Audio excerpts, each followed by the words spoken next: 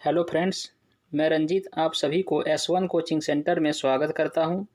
Friends, आज के video में हम लोग वैज्ञानिक उपकरण के बारे में जानेंगे, तो वीडियो को अंत तक देखिएगा। और हाँ, अगर वीडियो पसंद आए तो उसको लाइक करिएगा और शेयर भी करिएगा। और एक बात मैं आपको बता देता हूं कि अगर आप मेरे चैनल पे पहली बार बने हैं तो चैनल को सब्सक्राइब कर लें और बेल आइकन प्रेस कर दें, ताकि जब भी कोई वीडियो मैं अपलोड करूं तो उसका नोटिफिकेशन सबसे पहले आप तक पहुंचे। तो चलिए वीडियो स्टार्ट करते हैं। तो देखिए, सबसे पहला है ऑडियो फ़ोन। तो ऑडियो फ़ोन जो होता है, इसका उपयोग लोग सुनने में सहायता के लिए कान में लगाने के लिए करता है। किसका उपयोग? ऑडियो फ़ोन का। उसके बाद है ऑडियो मीटर। ऑडियो मीटर क्या होता है?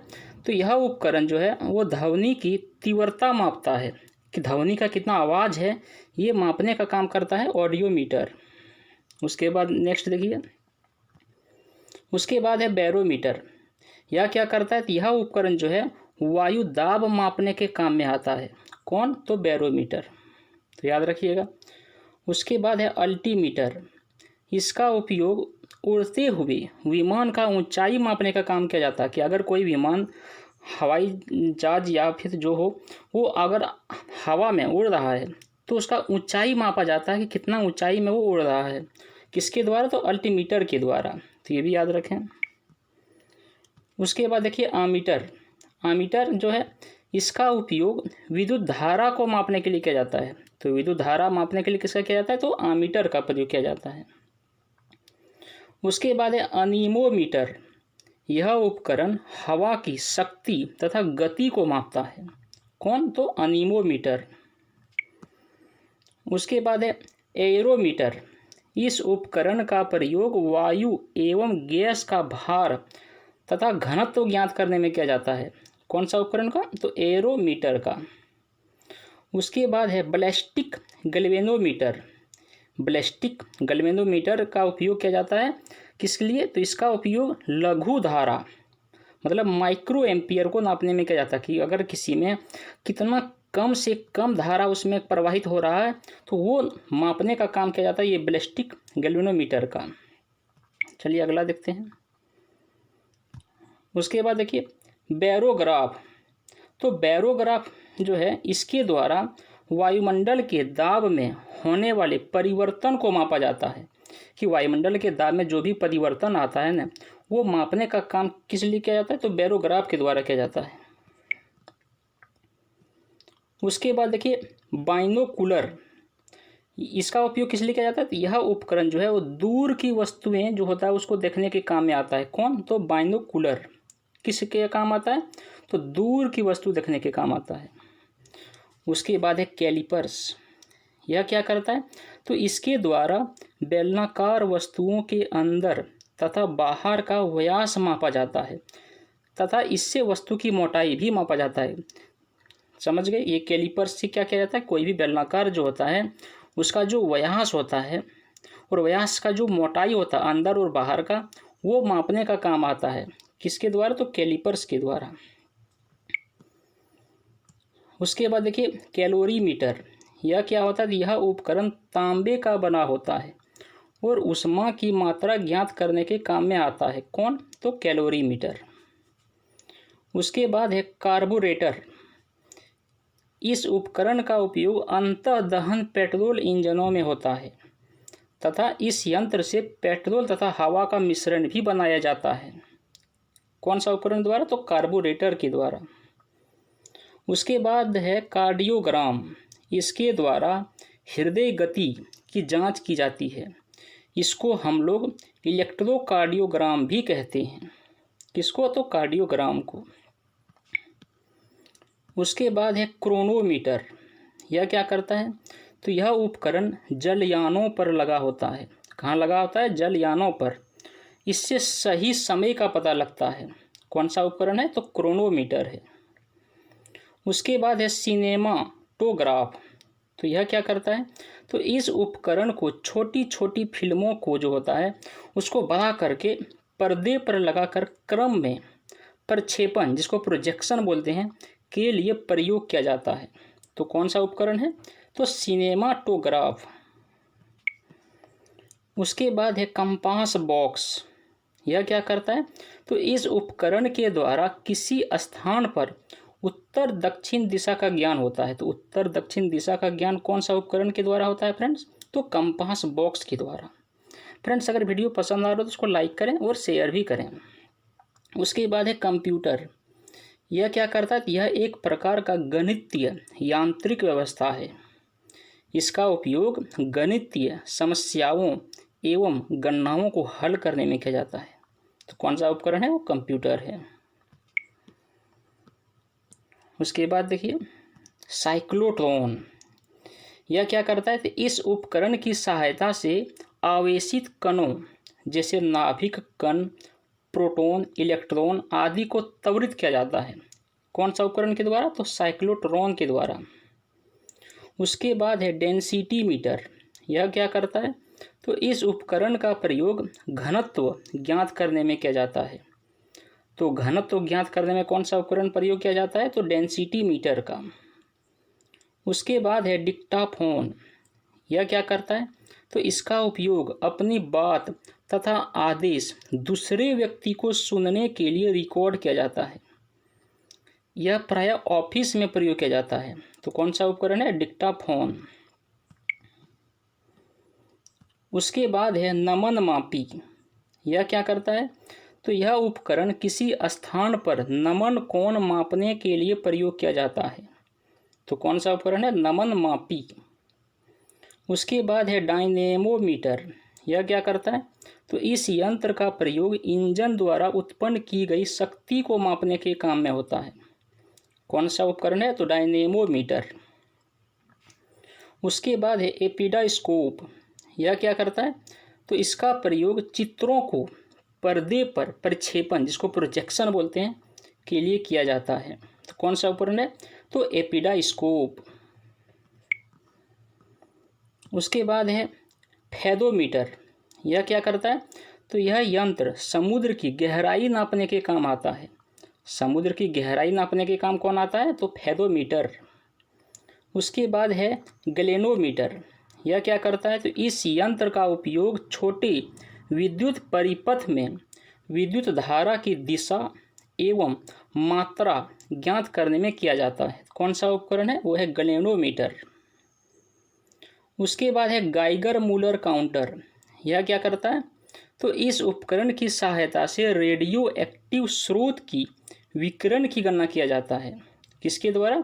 तो गाइगर मूलर काउंटर के द्वारा। उसके बाद है ग्रेविमीटर। यह क्या करता है? तो इस यंत्र के द्वारा पानी की सतह पर तेल की उपस्थिति ज्ञात किया जाता है। कौन सा उपकरण के द्वारा? तो ग्रेविमीटर के द्वारा। उसके बाद है गायरोस्कोप। यह क्या करता है? तो इस यंत्र से घूमती हुई वस्तुओं की गति ज्ञात करते हैं। कोई वस्तु अगर घूम रहा हो तो उस घूमती हुई वस्तु का जो गति होता है वो मापने का काम करता है गायरोस्कोप। तो ये याद रखें। उसके बाद है हाइड्रोमीटर। यह क्या करता है? तो इस उपकरण के द्वारा द्रवों का आपेक्षिक घनत्व ज्ञात करते हैं। तो द्रवों का आपेक्षिक घनत्व किसके द्वारा ज्ञात करते हैं? तो हाइड्रोमीटर के द्वारा।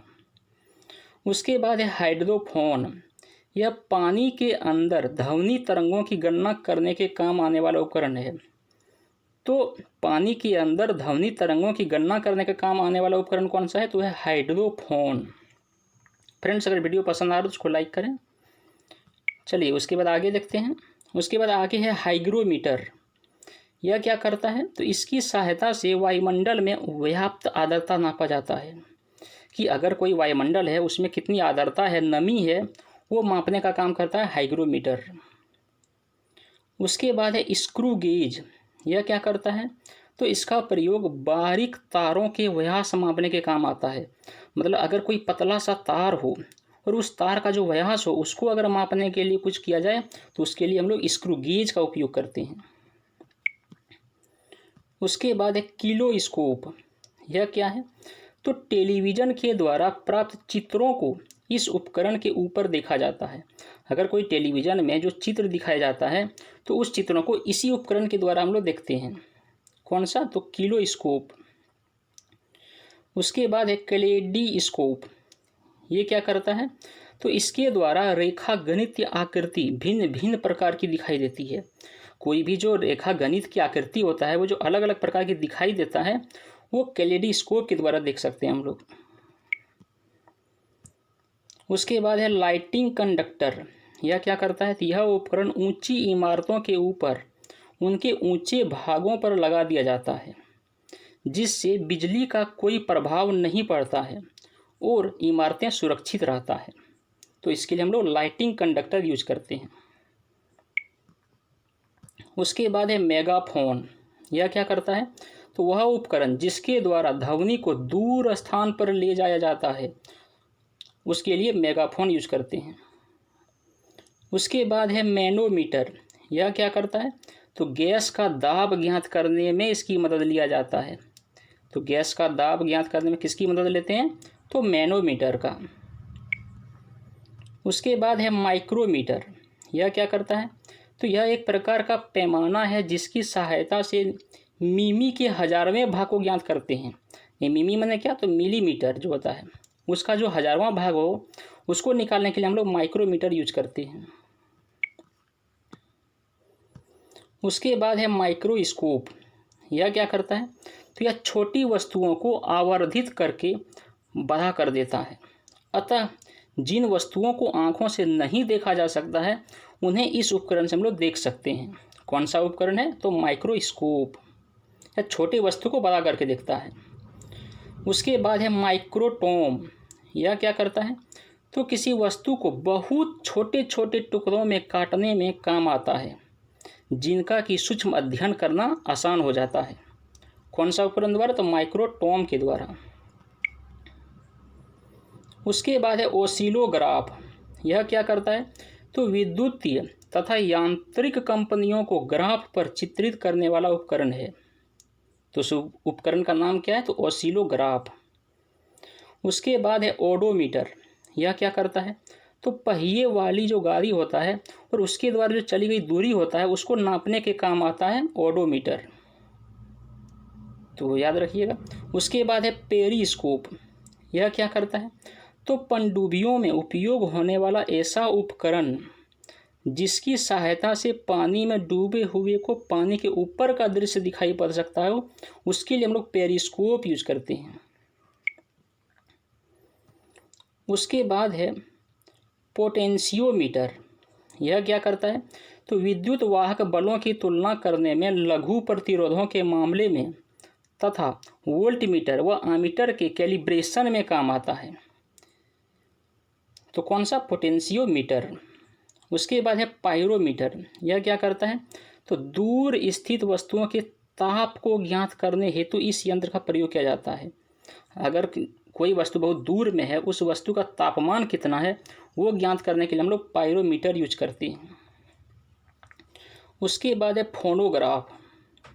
तो ध्वनि लेखन के काम आने वाले उपकरण को हम लोग फोनोग्राफ कहते हैं। उसके बाद है फोटामीटर। तो यह क्या करता है? यह दो स्रोतों की प्रदीपन तीव्रता की तुलना करने में काम आता है। कौन? तो फोटोमीटर। उसके बाद है फोटो टेलीग्राफ। यह क्या करता है? तो यह फोटोग्राफ एक स्थान से दूसरे स्थान पर पहुंचने वाला उपकरण होता है। उसके बाद है साइक्लोट्रॉन। यह कृत्रिम मौसम उत्पन्न करने के काम आने वाला उपकरण है। कौन? तो साइक्लोट्रॉन। उसके बाद है रडार। यह क्या करता है? तो यह यंत्र अंतरिक्ष में आने जाने वाले वायुयान की संसूचन और उनकी स्थिति ज्ञात करने के काम आता है। कौन? तो रडार। उसके बाद है रेन गेज। यह क्या करता है? तो यह वर्षा नापने के काम में आने वाला उपकरण है। तो वर्षा नापने के काम में आने वाला उपकरण कौन है? तो रेन गेज। उसके बाद है रेडियोमीटर। यह क्या करता है? तो इस यंत्र का उपयोग विकिरण की माप करने के लिए किया जाता है। तो कौन? तो रेडियोमीटर। उसके बाद है रेडियो टेलीस्कोप। यह एक ऐसा उपकरण है जिसकी सहायता से दूर स्थान की घटनाओं को बेतार प्रणाली से दूसरे स्थान पर देखा जा सकता है। किसके द्वारा? तो रेडियो टेलीस्कोप के द्वारा। उसके बाद है रिफ्रैक्टोमीटर। यह क्या करता है? तो यह पारदर्शक माध्यमों का अपवर्तनांक ज्ञात करने वाला उपकरण होता है। कौन? तो रिफ्रैक्टोमीटर। उसके बाद है सिस्मोग्राफ। यह क्या करता है? तो यह भूकंप का पता लगाने वाला उपकरण होता है। उसके बाद है सेफ्टी लैंप। यह प्रकाश के लिए खानों में उपयोग होने वाला उपकरण है। इसकी सहायता से खानों में होने वाले विस्फोट को बचाया जा सकता है। किसके द्वारा? तो सेफ्टी लैंप के द्वारा। उसके बाद है सेक्सटेंट। यह क्या करता है? यह किसी ऊंचाई जैसे मीनार वगैरह होता है उसी को मापने के काम में आने वाला उपकरण होता है। तो कौन? तो सेक्सटेंट। उसके बाद है स्ट्रोबोस्कोप। ये क्या करता है? तो आवर्तित गति से घूमने वाली वस्तुओं की चाल को इस उपकरण की सहायता से मापा जाता है। तो कौन है वो? स्ट्रोबोस्कोप। उसके बाद है स्पीडोमीटर। कौन है? स्पीडोमीटर। तो देखिए ये क्या करता है? यह गति को प्रदर्शित करने वाला उपकरण है जो कि कार, ट्रक आदि वाहनों में लगा रहता है। कौन? तो स्पीडोमीटर। उसके बाद है सबमरीन। ये क्या करता है? तो यह पानी के अंदर चलने वाला छोटा जलयान है जिसकी सहायता से समुद्र की सतह पर होने वाले हलचल का भी ज्ञान होता है। किसके द्वारा? सबमरीन के द्वारा। उसके बाद है स्फेरोमीटर। तो ये स्फेरोमीटर क्या करता है? तो यह गोलीय तल की वक्रता की त्रिज्या ज्ञात करने के काम आता है। जो गोलीय तल होता है उसका जो वक्रता त्रिज्या होता है वो मापने का काम आता है स्फेरोमीटर का। उसके बाद है विस्कोमीटर। यह क्या करता है? तो यह द्रवों की श्यानता ज्ञात करने के काम आने वाला उपकरण है। तो द्रवों की श्यानता ज्ञात करने के काम आने वाला उपकरण कौन है? तो विस्कोमीटर। फ्रेंड्स, अगर वीडियो पसंद आ रहा हो तो उसको लाइक भी करें। उसके बाद है टेलीफोटोग्राफ। यह क्या करता है? तो इस उपकरण की सहायता से गतिशील वस्तु का चित्र दूसरे स्थान पर प्रदर्शित किया जाता है। उसके बाद है टेलीप्रिंटर। ये क्या करता है? तो यह समाचार प्राप्त करने का उपकरण है। इसकी सहायता से स्वतः ही समाचार टाइप होते रहते हैं, अपने आप टाइप होता है ये टेलीप्रिंटर के द्वारा। उसके बाद है टेलेक्स। यह क्या है? तो इसके अंतर्गत दो स्थानों के मध्य समाचारों का सीधा आदान प्रदान होता है। कोई भी दो स्थान हो वो दोनों के बीच में जो समाचार का आदान प्रदान करना हो तो टेलेक्स के द्वारा आसानी से होता है। उसके बाद है टेलीस्कोप। तो इस उपकरण की सहायता से दूर की वस्तुओं को स्पष्ट रूप से देख सकते हैं हम लोग। किसके द्वारा? टेलीस्कोप के द्वारा। उसके बाद है टेलस्टार। ये क्या करता है? यह अंतरिक्ष में स्थित ऐसा उपकरण है जिसकी सहायता से महाद्वीपों के आर पार टेलीविजन तथा बेतार प्रसारण भेजे जाते हैं। इस उपकरण को अमेरिका ने अंतरिक्ष में स्थापित भी किया है। कौन सा उपकरण? तो टेलस्टार। उसके बाद है थर्मोस्टेट। कौन सा है? तो थर्मोस्टेट। तो थर्मोस्टेट क्या होता है? इसके प्रयोग से किसी वस्तु का ताप एक निश्चित बिंदु तक बनाए रखा जाता है। क्या होता है? किसी वस्तु का ताप एक निश्चित बिंदु तक बनाए रखा जाता है। किसके द्वारा? थर्मोस्टेट। उसके बाद है थियोडोलाइट। तो यह क्या करता है? यह अनुप्रस्थ तथा लंबवत कोणों की माप ज्ञात करने के काम आने वाला उपकरण है। कौन? तो थियोडोलाइट। उसके बाद है एक्टियोमीटर। यह क्या करता है? तो सूर्य किरणों की तीव्रता का निर्धारण करने वाला उपकरण है एक्टियोमीटर। उसके बाद है एक्यूमुलेटर। यह क्या करता है? तो इस उपकरण के द्वारा विद्युत ऊर्जा का संग्रह किया जाता है। इस विद्युत को आवश्यकता पड़ने पर काम में लिया जा सकता है। तो कौन है? एक्यूमुलेटर। तो बस इतना ही था फ्रेंड्स। अगर वीडियो पसंद आया हो तो उसको लाइक करें और अपने दोस्तों के पास शेयर करें। और हाँ, अगर आप मेरे चैनल पर पहली बार बने हैं तो चैनल को सब्सक्राइब कर दें और बेल आइकन प्रेस कर दें ताकि जब भी कोई वीडियो मैं अपलोड करूं तो उसका नोटिफिकेशन सबसे पहले आप तक पहुंचे। तो चलिए मिलते हैं अगला वीडियो में। Thank you for watching.